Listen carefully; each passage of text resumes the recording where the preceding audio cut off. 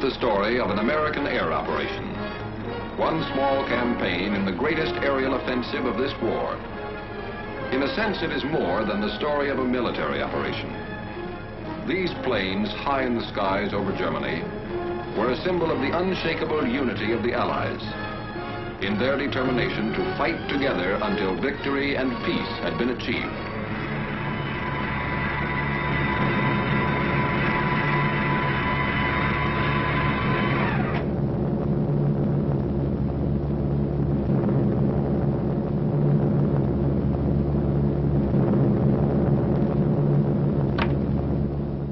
June 2nd, 1944. On this day, 650 American flying fortresses inflicted severe damage on German defenses along the invasion coast.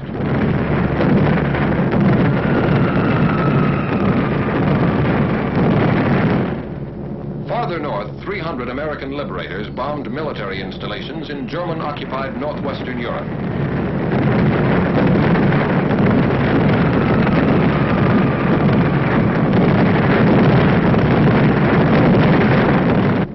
Was heavy over some targets. 8 of our planes did not return to their bases. On this same day, June 2nd, 1944, a task force of 150 flying fortresses, escorted by 70 fighter planes, attacked railroad and marshalling yards at Debrecen, Hungary. None of these planes returned to their bases on this day. June 21st, 1944. 300 liberators bombed the Focke-Wulf 190 engine factory at Bosdorf, Germany.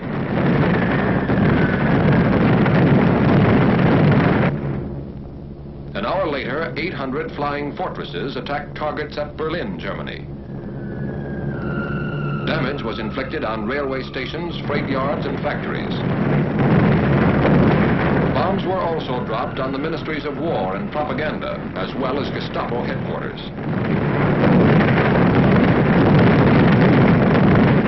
Over all these targets, flak was intense and accurate. Interception strong and determined.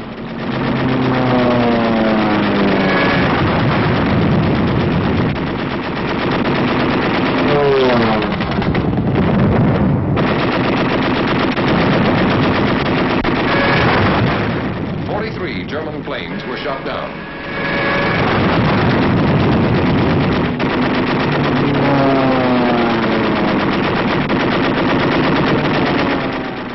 Of our own planes did not return to their bases. And on this same day, at about the same time, 155 flying fortresses, escorted by fighters, bombed synthetic oil plants and refineries at Ruhland, 70 miles east of Leipzig, Germany.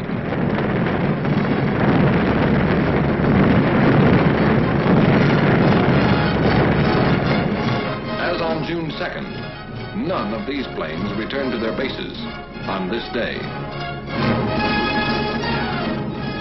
This was not a coincidence, and these planes were not lost in action.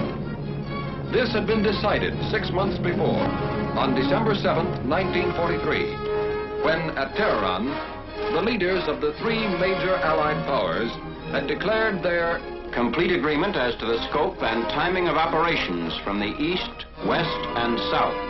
Operations from the east, west, and south.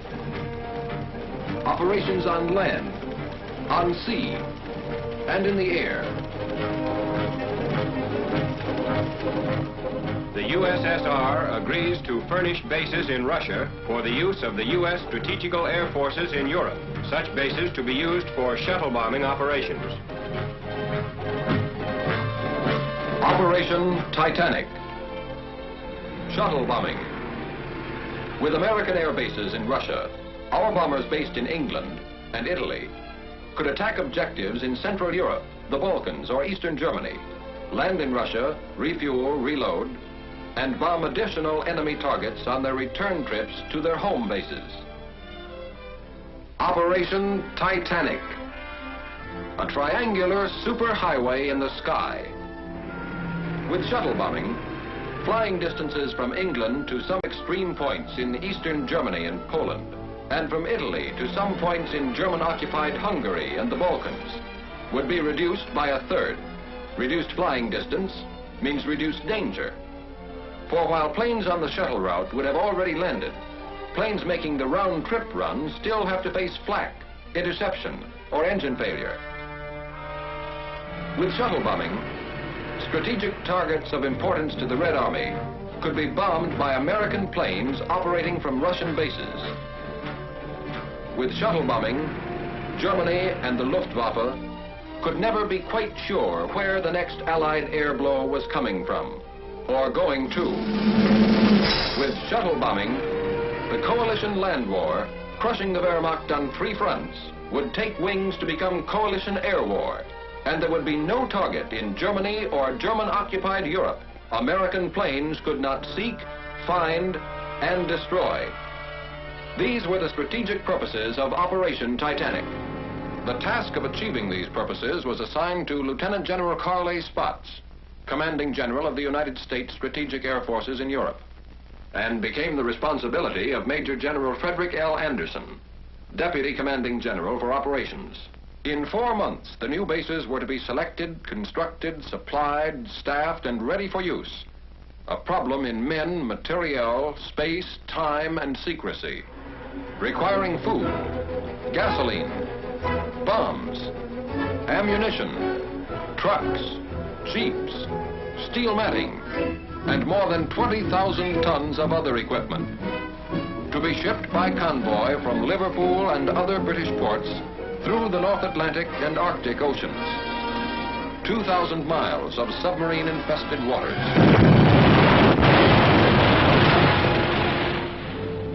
Then from Murmansk, the Soviets' Arctic ice-free port, by rail.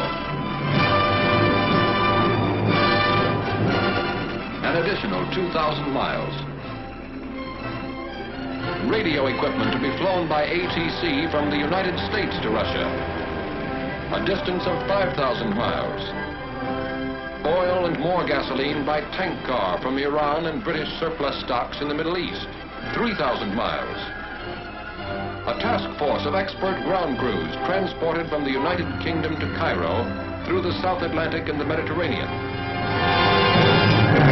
By rail from Egypt to Palestine. By motor convoy through the Holy Land and Iraq. Then up and over the snow-covered mountains of northern Persia to the southernmost end of the Russian Trans-Caucasian Railroad at Tabriz.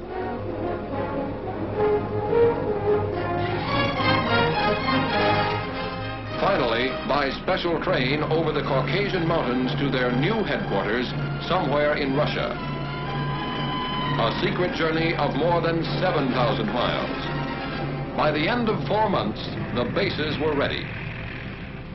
And Ambassador Averill W. Harriman and Major General John R. Dean, head of the United States military mission at Moscow, landed on the first American air base on Russian soil.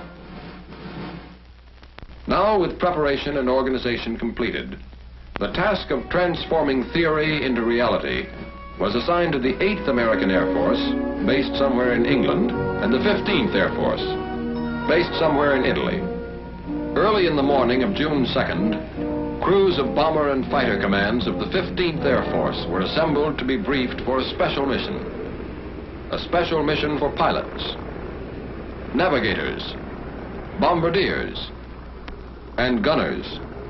And finally, a special word of farewell from Major General Twining, Commanding General of the 15th Air Force. I do not have to impress you with the importance of this mission to the Russian bases. I'm sure you are fully aware of this important event.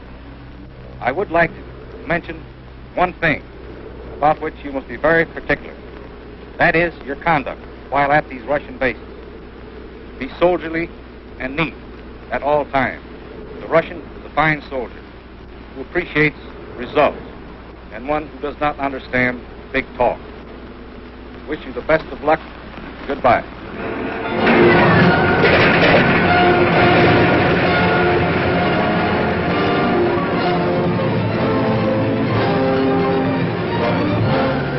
At 0600 hours, the bombers took off. with Lieutenant General Ira C. Aker, Commanding General of the Mediterranean Allied Air Forces, in personal command of the task force, the fortresses left the ground with clockwork precision. One fort every 30 seconds.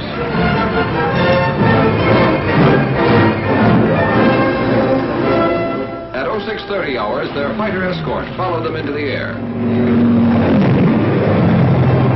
70 planes in 17 and a half minutes. At 0730 hours, the bombers and the first relay of fighters made rendezvous over the Adriatic, and Titanic 1 was on its way. If the shuttle route to Russia was equally practical from England, was now to be proved by the 8th Air Force. 0100 hours, the morning of June 21st. Somewhere in England, Titanic 2. At 0530 hours, the heavily loaded bombers took off into the fog of an English dawn. 24 minutes later, the first group was in the air, heading northeast to the task force assembly point.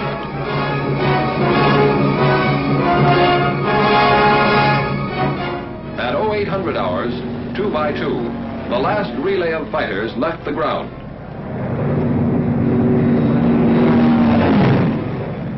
At 0930 hours, flying fortresses and Mustangs made rendezvous high over the German coast, and Titanic 2 was on its way. At 1200 hours, it dropped its bombs on the Ruland oil fields and continued to its new bases somewhere in Russia. That is why on June 2nd, and again on June 21st, American planes did not return to their bases somewhere in Italy or England.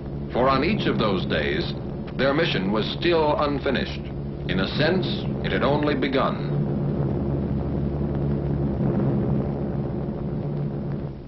$1,500 hours. What was left of our target was a good 3 hours behind us. But we were still in enemy skies, and we could see the P-51s that were escorting us all the way in, prowling in the skies above. They called us Big Friend. We called them Little Friend. And it was a very pleasant feeling to have them around. About 1600 hours, we saw our red-nosed little friends pull away. A couple of minutes later, our navigator, the little man with the big maps, made with the instruments, and gave us the good word. Navigator to crew. Navigator to crew. It won't be long now. We're over Russia. Over Russia. From the sky, all countries look alike. But this was friendly country. That meant no more flak, no danger of interception. Solid ground not too far away.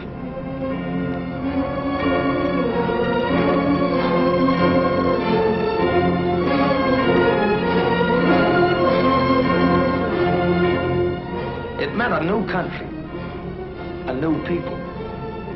Allies we'd heard about, read about, but never seen. How do you get along with people you can't even talk to?